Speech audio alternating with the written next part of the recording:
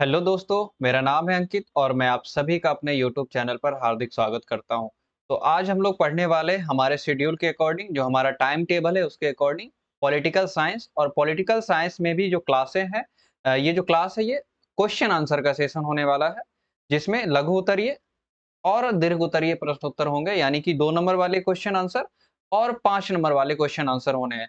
और ये कौन सा टॉपिक है आप सभी को पता होगा, जो ये जो है चैप्टर 5 है। चैप्टर 5 है। चैप्टर 5 का थ्योरी की क्लासें हो चुकी है, जिसको आप चैप्टर भी कह सकते हैं, कंसेप्ट भी कह सकते हैं। एक ऑब्जेक्टिव क्वेश्चन आंसर का सेशन हो चुका है और आज जो होने वाला है सब्जेक्टिव क्वेश्चन आंसर, या यूं कह ले कि लघु उत्तरीय और दीर्घ उत्तरीय प्रश्न उत्तर।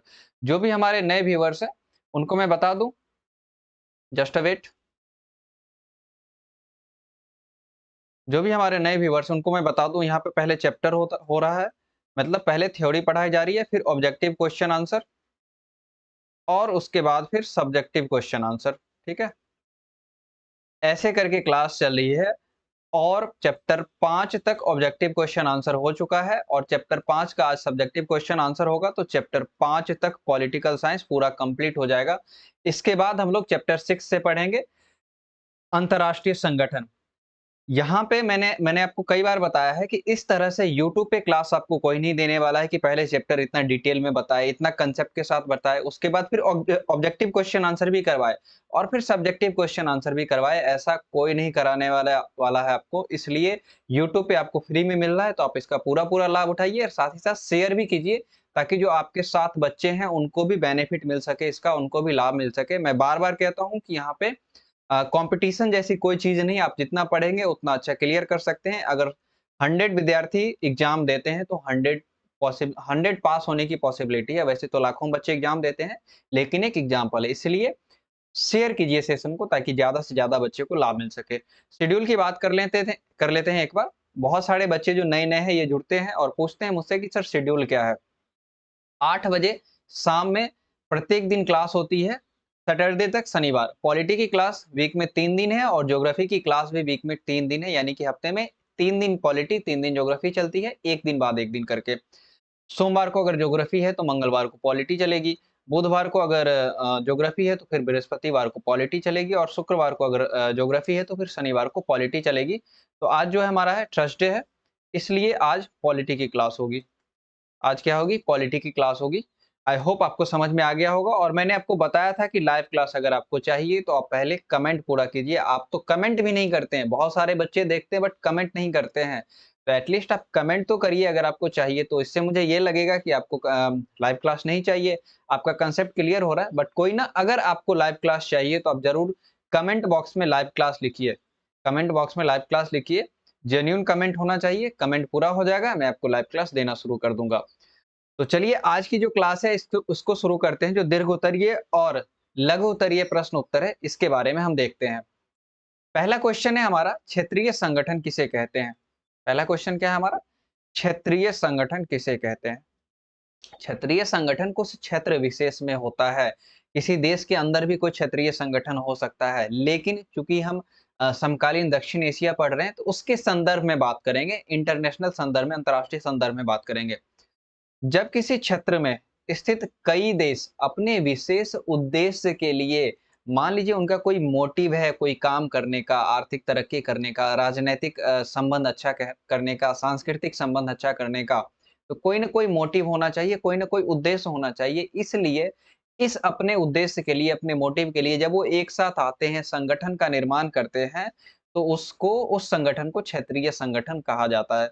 क्योंकि वो क्षेत्र विशेष में होते हैं, इसलिए उनको क्षेत्रीय संगठन कहा जाएगा। अगर कोई अंतर्राष्ट्रीय संगठन है तो वो पूरे विश्व के लेवल पे होगा। अगर एग्जाम्पल की बात करें, क्षेत्रीय संगठन की उदाहरण की बात करें, तो जो हमारा अभी का जो है सार्क हो ही जाएगा, दक्षेस। उसके बाद आसियान, इससे पहले वाले चैप्टर में पढ़ चुके हैं, और यूरोपीय संघ के बारे में पढ़ चुके हैं। ये सब क्या है? क्षेत्रीय संगठन है। तो मैं उम्मीद करता हूं कि आपको क्वेश्चन समझ में आ गया होगा। और क्वेश्चन जो है इसमें बहुत सारे ऐसे क्वेश्चन है, बहुत सारे कहने का 5-6 क्वेश्चन ही है, मैं 5-6 क्वेश्चन इंपॉर्टेंट लेकर के आया हूँ, जो बार बार एग्जाम में पूछे जा रहे हैं। इसलिए देखिए और नोट्स जरूर बनाइएगा। एक बच्चा पीडीएफ के लिए बोल रहा था, मैंने कमेंट देखा था कि एक बच्चा कह रहा था कि सर पीडीएफ कहाँ मिलेगा। पीडीएफ कहाँ मिलेगा? तो बच्चों मैं बता दूं आपको कि इसका पीडीएफ नहीं मिलेगा। ये आपको पूरा विजिबल होगा, अच्छे से दिख रहा होगा। आप ज़्यादा से ज़्यादा स्क्रीनशॉट ले सकते हैं और क्वेश्चन आंसर अपना नोट्स से खुद बनाइए। क्वेश्चन आंसर का नोट्स ज़रूर बनाइए, भले आप चैप्टर का नोट्स बनाएँ या ना बनाएँ, लेकिन मैं ज़रूर आपसे कहूँगा कि क्वेश्चन आंसर का नोट्स बनाइए, ताकि एग्ज़ाम के टाइम में अक्टूबर के बाद जब मैं रिवीजन सेशन लेकर के आऊँगा नवंबर, दिसंबर, जनवरी 3 महीने में, तो आपके पास नोट्स बना हुआ रहेगा। उस समय सिर्फ़ आपको रिवीजन करना होगा, आपको फिर से नोट्स नहीं बनाना होगा। ये आपको एग्ज़ाम में बेनिफिट कर जाएगा और आप एग्ज़ाम में बहुत ही अच्छा स्कोर कर ले जाएँगे, बहुत ही अच्छा नंबर लाएँगे आप। तो मैं उम्मीद करता हूँ कि आपको समझ में आ गया होगा इतनी बातें। एक मैं और यहाँ पे डिस्कस करना चाहूँगा। एक मुझे क्वेरी एक आई थी कि सर बताइए कि ज्योग्राफी में किस चैप्टर से कितने नंबर का पूछा जाएगा? ठीक है? किस चैप्टर से कितने नंबर का? किस चैप्टर से कितने नंबर का प्रश्न? ठीक है? तो एग्ज़ाम्पल ले लेते हैं। मान लीजिए ज्योग्राफी है, ज्योग्राफी में ही एक बच्चे ने पूछा था कि यहाँ पे चैप्टर 1 है, ठीक है? ज्योग्राफी है, चैप्टर 1 है, चैप्टर 2 है, चैप्टर 3 है, चैप्टर 4 है। एग्ज़ाम्पल ले लेते हैं। मान लीजिए चैप्टर 1 से जो है कितने नंबर के पूछे गए? 5 नंबर के पूछे गए क्वेश्चन, ठीक है? चैप्टर 2 से 6 नंबर के क्वेश्चन पूछे गए, चैप्टर 3 से 3 नंबर के क्वेश्चन पूछे गए और चैप्टर 4 से 8 नंबर के क्वेश्चन पूछे गए। एग्जाम्पल मैं दे रहा हूँ, ठीक है? तो आप मुझे ये बताइए कि 5 नंबर वाले अगर 5 नंबर के क्वेश्चन पूछे जाएँगे तो कितने प्रकार के क्वेश्चन फ्रेम हो सकते हैं? या तो एक होगा 5 नंबर वाला, ठीक है? एक क्वेश्चन होगा 5 नंबर वाला, या फिर 2 क्वेश्चन हो जाएँगे 2 नंबर वाले और इसी में 1 क्वेश्चन हो जाएगा 1 नंबर वाला, जिसको हम ऑब्जेक्टिव कहते हैं। इसको और तरीके से भी फ्रेम किया जा सकता है। अ, 1 क्वेश्चन हो जाएगा 2 नंबर वाला और प्लस 3 क्वेश्चन हो जाएगा 1 नंबर वाला, ठीक है? तो ये सर्टेनिटी नहीं है, ये निश्चितता नहीं है कि अगर 5 नंबर में पूछे ही जाएँगे तो कौन-कौन से क्वेश्चन पूछे जाएँगे। सिमिलरली आप लोग अंदाज़ा लगा सकते हैं कि अगर 8 नंबर के क्वेश्चन पूछे गए तो कितना ज़्यादा वेरिएशन बन सकता है। 1 क्वेश्चन 5 नंबर का हो जाएगा, ठीक है? प्लस 1 क्वेश्चन 2 नंबर का हो जाएगा और प्लस 1 क्वेश्चन 1 नंबर का हो जाएगा। ऐसे हो सकता है। 1 क्वेश्चन 5 नंबर का हो सकता है, 3 क्वेश्चन 1 नंबर का हो सकता है, ठीक है? 2 क्वेश्चन 2 नंबर वाले हो सकते हैं और प्लस 4 क्वेश्चन 1 नंबर वाले हो सकते हैं, तो वेरिएशन बहुत ज़्यादा है इसमें। बहुत ही ज़्यादा वेरिएशन हो सकता है, इसीलिए आप इस बात पर ध्यान ना दें कि किस चैप्टर से कितने नंबर का क्वेश्चन पूछा जाएगा, इससे आपको बेनिफिट नहीं होने वाला है। मान लीजिए मैं पॉलिटी का एग्ज़ाम्पल देता हूँ कि पॉलिटी में जो कश्मीर समस्या है, लगभग हर एग्ज़ाम में पूछा जाता है, ठीक है? कश्मीर समस्या पर एक निबंध लिखिए या कश्मीर समस्या से आप क्या समझते हैं? हमेशा पूछा जाता है। कभी 5 नंबर में पूछ लिया जाता है और कभी 2 नंबर में पूछ लिया जाता है, लेकिन आपको तैयारी जो करनी है 5 नंबर वाले की करनी है।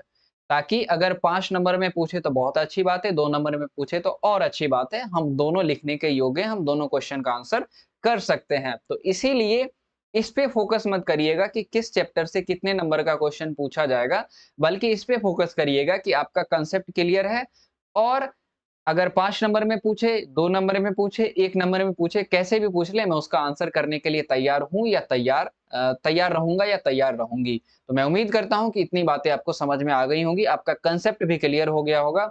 जो दोनों जो 2 ये जो नंबर से रिलेटेड प्रॉब्लम था, इससे आपको समझ में आ गया होगा और पीडीएफ से रिलेटेड भी प्रॉब्लम समझ में आ गई होगी, जो क्वेश्चन है आपको ये समझ में आ गया होगा। नेक्स्ट क्वेश्चन पे चलते हैं हम लोग। दक्षेस क्या है? या इसके बदले में आपको ऐसे दे सकता है कि शार्क क्या है? या ऐसे भी दे दें, शार्क क्या है? या ऐसे दे दें, शार्क से आप क्या समझते हैं? शार्क से आप क्या समझते हैं? तो कुछ भी, चाहे कुछ भी पूछ ले, जो कीवर्ड रहने वाला है हमारा शार्क रहने वाला है या फिर दक्षेस रहने वाला है, दोनों में से कोई भी एक आ सकता है। हालाँकि पिछले 2-3 एग्ज़ाम का जो ट्रेंड है, वह शार्क ही पूछता है, दक्षेस नहीं पूछता है। इसलिए अब पूछ रहा है तो इसका मतलब ये नहीं कि हम सिर्फ सार्क ही पता करेंगे कि सार्क ही हम ध्यान रखेंगे, दक्षेस ध्यान नहीं रखेंगे, हमें दक्षेस भी ध्यान रखना है। दक्षेस जो है या सार्क कह ली दक्षिण एशियाई, इसका पूरा नाम हम लिख देंगे सबसे पहले। लिखने का तरीका समझिए, अगर एग्ज़ाम में आता है तो कैसे हमको लिखना है। पॉइंट में लिखना है जिससे नंबर आपको पूरे-पूरे मिलेंगे। अगर 2 नंबर के क्वेश्चन 2 नंबर में ही पूछा जाएगा और 2 नंबर के क्वेश्चन है तो पॉइंट पूरे-पूरे लेने हैं, इसलिए पॉइंट में लिखिएगा। 2 पॉइंट 3 पॉइंट इतने में लिख सकते हैं आप। यहाँ पे 4 पॉइंट में लिखा गया है, आप एबीसीडी करके भी लिख सकते हैं, ठीक है? स्मॉल एबीसीडी भी लिख सकते हैं, इसको ब्रैकेट में भी डाल सकते हैं, नहीं भी डाल सकते हैं, डॉट भी डाल सकते हैं, क, ख, ग, घ भी लिख सकते हैं। रोमन में लिख सकते हैं 1 2 3 4 या 1 ऐसे करके लिख सकते हैं, 2 ऐसे लिख सकते हैं, जैसे आपको लिखना लिख सकते हैं, लेकिन पॉइंट में लिखिएगा आप। एरो बनाकर लिखिए, हैच बना के लिखिए, स्टार बना के लिखिए, जैसे लिखना है आप लिखिए, ठीक है? तो क, ख, ग, घ, रोमन, एबीसीडी और एरो, हैच, स्टार ये सब ज़्यादा बेटर होगा इस दोनों के मुकाबले, एबीसीडी के मुकाबले। इसलिए ये सभी को इस सभी का यूज़ आप ज़्यादा कीजिएगा, 1-2 के मुकाबले भी ज़्यादा बेटर होगा। तो मैं उम्मीद करता हूँ, ये बातें आपको समझ में आ गई होगी। हालाँकि जब एग्ज़ाम होगा तो उससे कुछ दिन पहले, कुछ महीने पहले, 1-2 महीने पहले मैं एक सेशन लेकर के आऊँगा। इस पे पूरा डेडिकेटेड होगा कि एग्ज़ाम में आपको कैसे लिखने हैं, किन-किन बातों का ध्यान रखना है, कैसे आप एक अच्छा स्कोर कर सकते हैं। इस सब को लेकर के मैं एक सेशन लेके आऊँगा। लेकिन अभी नहीं, अभी सिर्फ़ पढ़िए, अभी आपके पास टाइम है। तो दक्षेस जो है, एक दक्षिण एशिया का ये जस्ट वेट दक्षेस दक्षिण एशियाई क्षेत्रीय सहयोग संगठन हिंदी में इसका नाम होता है। इसका फुल फॉर्म है दक्षिण एशियाई देशों का एक क्षेत्रीय संगठन है। और क्षेत्रीय संगठन क्या होता है, इससे जस्ट पहले हम डेफिनेशन देख चुके हैं। शांति और सहयोग हेतु इसकी स्थापना 1985 में की गई थी। इसका मुख्यालय नेपाल की राजधानी काठमांडू में है। स्थापना के वक्त इसमें केवल 7 ही सदस्य थे, लेकिन 2007 में अफगानिस्तान इसका 8वां सदस्य बन गया। ये 8वां सदस्य बना। इतना आपको लिख देना है 2 नंबर में, आपको पूरे-पूरे नंबर मिल जाएँगे। तो मैं उम्मीद करता हूँ कि आपको इतनी बातें समझ में आ गई होंगी। अब हम लोग नेक्स्ट क्वेश्चन पे चलते हैं कि दक्षेस का उद्देश्य क्या है, या सार्क के पक्ष में 2 तर्क दें। पक्ष में 2 तर्क देने का अर्थ है, क्वेश्चन जो पूछ रहा है इसका मीनिंग समझिए, इसका अर्थ समझिए। अगर किसी के पक्ष में 2 तर्क लिख रहे हैं तो ये बताइए कि उसमें क्या-क्या अच्छाइयाँ हैं, ठीक है? विपक्ष में 2 तर्क लिख रहे हैं तो बताइए कि उसमें क्या-क्या बुराइयाँ हैं। तो जो अच्छाइयाँ हैं, यानी किस लिए जो सार्क बना वो क्यों बना? पक्ष में तर्क लिखेंगे क्यों बना? उसका क्या उद्देश्य था? तो उद्देश्य बेसिकली बात आई घुमा-फिरा कर उद्देश्य पे ही। तो 5 नंबर में पूछेगा तो 5 या 6 पॉइंट पे आपको लिख देना है। अगर 2 नंबर में पूछे तो आपको 2 या 3 पॉइंट पे लिखना है, वैसे आपको दे ही देगा। जैसे 2023 के एग्ज़ाम में ये पूछा जा चुका है। तो जो दक्षेस है, दक्षिण एशिया का एक क्षेत्रीय संगठन है, ये लिखना है आपको। और इसका उद्देश्य निम्नलिखित है, या निम्नलिखित की जगह आप एक और शब्द का यूज़ कर सकते हैं, अग्रलिखित। किस शब्द का यूज़ कर सकते हैं आप? अग्रलिखित। इस शब्द का भी आप यूज़ कर सकते हैं। पहला है क्षेत्रों के लोगों के लिए कल्याण करना और उनका जीवन स्तर सुधारना। उसके बाद क्षेत्र का सामाजिक, आर्थिक और सांस्कृतिक विकास करना। उसके बाद दक्षिण एशियाई देशों के बीच आत्मनिर्भरता को बढ़ावा देना। और ये कैसे होगा? प्रोडक्शन को, उत्पादकता को बढ़ा करके। जैसे कि उद्देश्य तो है लेकिन साप्ताह पे सिग्नेचर नहीं हो पाया। साप्ताह पे सिग्नेचर तो हुआ लेकिन वो इम्प्लीमेंट नहीं हो पाया, क्योंकि देशों के अपने-अपने विचार हैं भारत को लेकर के, वहीं भारत के अपने दृष्टिकोण है साप्ताह को लेकर के। उसके बाद जो चौथा पॉइंट है, आर्थिक, सामाजिक, सांस्कृतिक और तकनीकी क्षेत्रों में परस्पर सहयोग करना। जो 8 देश है, इस सभी 4 क्षेत्रों में परस्पर एक-दूसरे का सहयोग करेंगे। किसी देश की अर्थव्यवस्था डूब रही है, तो दूसरा उसको मदद करेगा। सामाजिक लेवल पे कोई काम होना है, तो दूसरा देश उसको मदद करेगा। सांस्कृतिक लेवल पे कोई काम होनी है, वो भी मदद करेगी। और टेक्नोलॉजी ट्रांसफर की बात की जा रही है, या फिर टेक्नोलॉजी के क्षेत्र में किसी देश को मदद चाहिए, तो वो भी देश जो है दूसरे देशों की मदद करेंगे। उसके बाद जो 5वां है, साझे महत्व के मामले पर अंतर्राष्ट्रीय मंच पर आपस में सहयोग को बढ़ावा देना। यानी कि ऐसे कुछ मुद्दे हो सकते हैं जिससे क्या होगा कि उस क्षेत्र का हित जुड़ा हुआ होगा उस मुद्दे से। तो जब उस क्षेत्र का हित जुड़ा हुआ होगा तो अंतर्राष्ट्रीय मंच पर, जैसे यूएनओ हो गया, ठीक है? यूएनओ हो गया, उसके बाद डब्ल्यूटीओ हो गया, उसके बाद डब्ल्यूएचओ हो गया। तो इस सब अंतर्राष्ट्रीय संगठन, अंतर्राष्ट्रीय मंच पर आपस में सहयोग को बढ़ावा देना कि नहीं, अगर कोई बात है तो उससे उस क्षेत्र का हित साधता है, उस क्षेत्र का हित हो रहा है, तो हम सब एक हैं यहाँ पे, हम लोग अपनी जो मतभेद है इसको भुला करके एक रहेंगे और आपस में सहयोग करेंगे। तो मैं उम्मीद करता हूँ कि आपको इतनी बातें समझ में आ गई होंगी। अब हम लोग नेक्स्ट क्वेश्चन पे चलते हैं।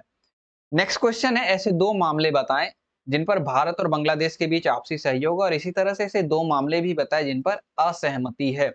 ये क्वेश्चन पूछे नहीं गए हैं, लेकिन कुछ ये इंपॉर्टेंट लग रहे हैं मुझे, इसलिए मैंने आप लोगों के लिए यहाँ पर लेकर के आया हूँ मैं। 5 नंबर वाले क्वेश्चन है, 2 नंबर वाले क्वेश्चन नहीं है, ठीक है? इसलिए ध्यान रखिएगा। जो दक्षिण के देश हैं या जो सार्क के देश हैं, इनके बीच बहुत ऐसे मसले हैं जिसको लेकर के आपसी मतभेद है, लेकिन कुछ ऐसे मसले भी हैं जिनको लेकर के आपसी सहयोग है।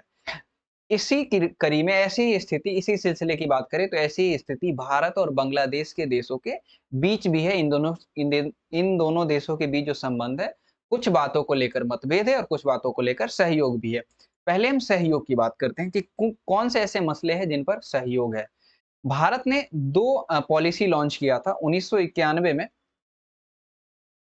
लुक ईस्ट, और 2014 में एक्ट ईस्ट नीति भारत सरकार ने लॉन्च की थी, जिस वजह से पूर्वोत्तर भारत और जो आसियान के जो देश हैं,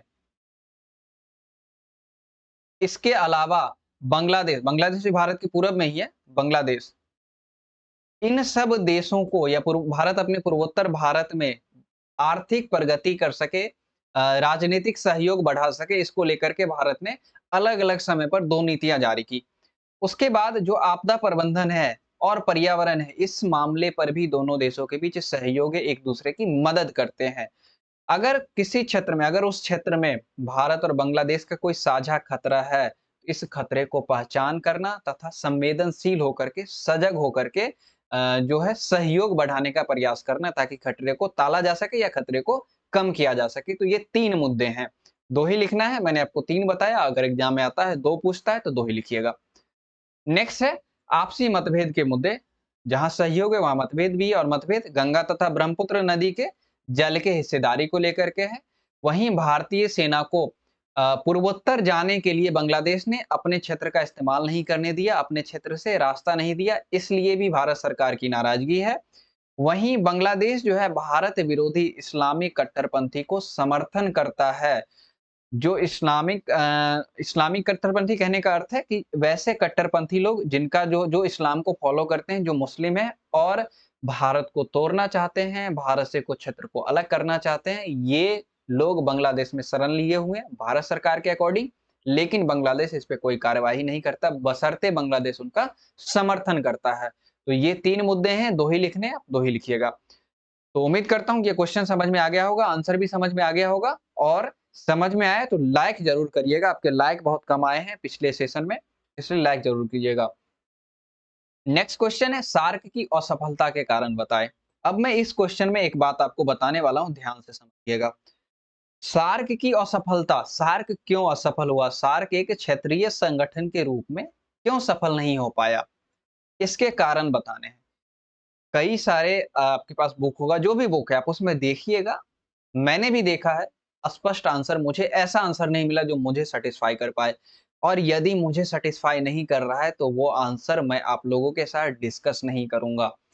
मैंने फिर सोचा कि क्यों ना बुक से देखा जाए कि बुक में हम लोगों ने जो पढ़ा है क्या उसमें कुछ मिल रहा है जिस वजह से शार्क असफल हो गया। तो बुक में बहुत सारी बातें लिखी हुई है जिस वजह से हम ये कह सकते हैं कि शार्क असफल हो गया, और जितनी बातें हैं ये मैंने आपको बताई हैं, ये मैंने आपको पढ़ाई हैं, मैंने आपको चैप्टर के अंदर कंसेप्ट क्लियर किया है। बस यही है कि आप लिख नहीं पाइएगा, या कुछ बच्चे लिख नहीं पाते हैं। देखिए, जो दीर्घ उत्तरीय प्रश्न उत्तर होते हैं या लघु उत्तरीय प्रश्न उत्तर है, ये कुछ और नहीं बल्कि शब्दों की माला है। ठीक है? शब्दों की माला है। आपके पास क्या है, अगर आपको माला बनाना है तो आपके पास फूल होते हैं बहुत सारे, बहुत अलग-अलग तरह के, बहुत अलग-अलग कलर के फूल होते हैं। लेकिन उसी में अगर 2 व्यक्ति बैठने बनाने के लिए माला बैठेगा तो कोई करेगा क्या कि पीला फूल पूरा एक जगह लगा देगा, येलो फूल पूरा एक जगह लगाएगा, रेड पूरा एक जगह लगाएगा, ग्रीन पूरा एक जगह लगाएगा, व्हाइट पूरा एक जगह लगाएगा। वहीं दूसरा होगा कि एक येलो, एक रेड, एक ग्रीन, एक व्हाइट ऐसे करेगा, फिर एक येलो, एक रेड, एक ग्रीन, एक व्हाइट। तो अपने-अपने तरीके हैं, और दोनों में से कौन-सा बेटर लगेगा, ये जो जज करने वाला होगा वही बताएगा। ठीक है? तो वही जो है क्वेश्चन आंसर, जो दीर्घोत्तरीय और लघुत्तरीय जो प्रश्न उत्तर है, ये कुछ और नहीं बल्कि शब्दों की माला है। आपको पता है, आपका कंसेप्ट क्लियर है, आपने चैप्टर में पढ़ रखा है, लेकिन फिर भी प्रॉब्लम ये होती है, लिखने में प्रॉब्लम होती है कि किस तरह से शुरू किया जाए। अगर एक बार आप शुरू कर लेते हैं तो आपको आपकी सारी समस्याएँ खत्म हो जाएगी। तो ये मैंने आपको समझाया। अब जो है अपने आंसर पे आते हैं कि सार्क क्यों असफल हुआ। 5 नंबर में पूछा गया क्वेश्चन है और 2023 में पूछा गया था। सार्क की असफलता के अग्रलिखित कारण है।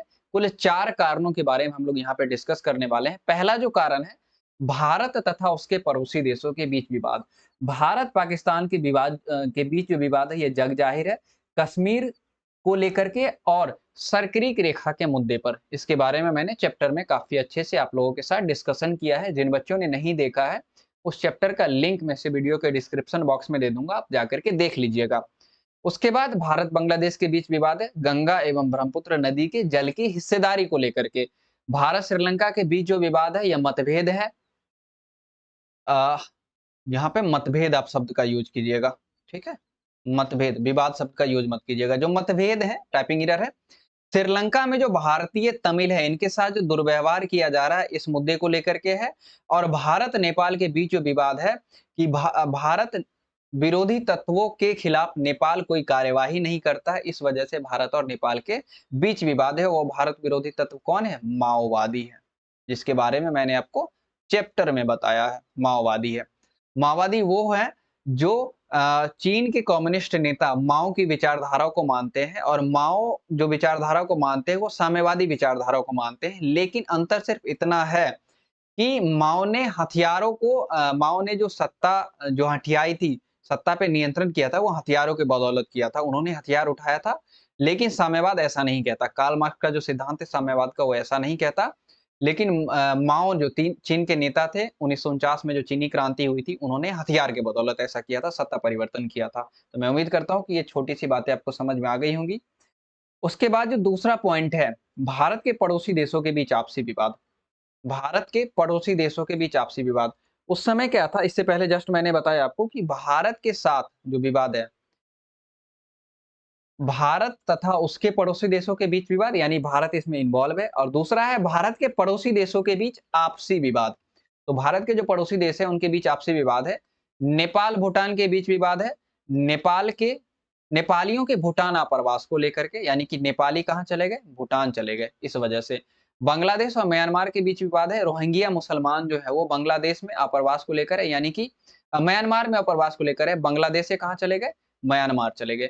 वहीं जो तीसरा मुद्दा है बांग्लादेश नेपाल के बीच, जो हिमालय नदियों के जल की हिस्सेदारी को लेकर के है। बांग्लादेश आरोप लगाता है कि हिमालय जो जल का बहाव है, इस पे कंट्रोल करता है, जितनी जल आवश्यकता है बांग्लादेश को, उतना नहीं देता है। ये विवाद है आपस में। उसके बाद दूसरा पॉइंट हो गया। तीसरा पॉइंट है सदस्य देशों का एक दूसरे पर अविश्वास। साफ्टा के बारे में मैंने आपको चैप्टर में पढ़ाया है। कुछ छोटे देश हैं, जैसे कि बात करें पाकिस्तान, नेपाल, श्रीलंका, बांग्लादेश, ये सब जो देश हैं, ये चाहते हैं, इनका मानना है कि साफ्टा की ओट में, साफ्टा की आड़ में भारत जो है, उनके उनके बाजार में अपना प्रभुत्व जमाना चाहता है, अपना सामान बेच करके अपना प्रभुत्व जमाना चाहता है। वहीं भारत का क्या मानना है कि साफ्टा से हर सदस्य देश को बेनिफिट होगा, फायदा होगा, और इससे जो है राजनयिक संबंध जो है, राजनीतिक संबंध जो है, ये काफ़ी बेहतर होंगे देशों के बीच। तो ये अविश्वास है। चौथा पॉइंट है बाहरी देशों का प्रभाव। चीन और अमेरिका का बहुत ही ज़्यादा प्रभाव है दक्षिण एशिया में, इसके बारे में मैंने आपको बताया है। और इसलिए ये दक्षिण एशिया की राजनीति में ये दोनों देश अहम भूमिका निभाते हैं। चीन जो है पाकिस्तान के साथ धीरे-धीरे क्लोज आ रहा है। चीन धीरे-धीरे नेपाल के साथ क्लोज आ रहा है, जिस वजह से भारत की जो है भारत के लिए टेंशन की बात है, भारत की दुविधा बढ़ गई है, और इसी वजह से भारत और नेपाल के बीच कह सकते हैं मनमुटाव हो सकता है। भारत-पाकिस्तान के बीच मनमुटाव हो सकता है। हालाँकि भारत-पाकिस्तान के बीच मनमुटाव कुछ और है, कश्मीर और सर्करिक रेखा, इसके अलावा और भी मुद्दे हैं। तो मैं उम्मीद करता हूँ कि इतनी सारी बातें आपको समझ में आ गई होंगी।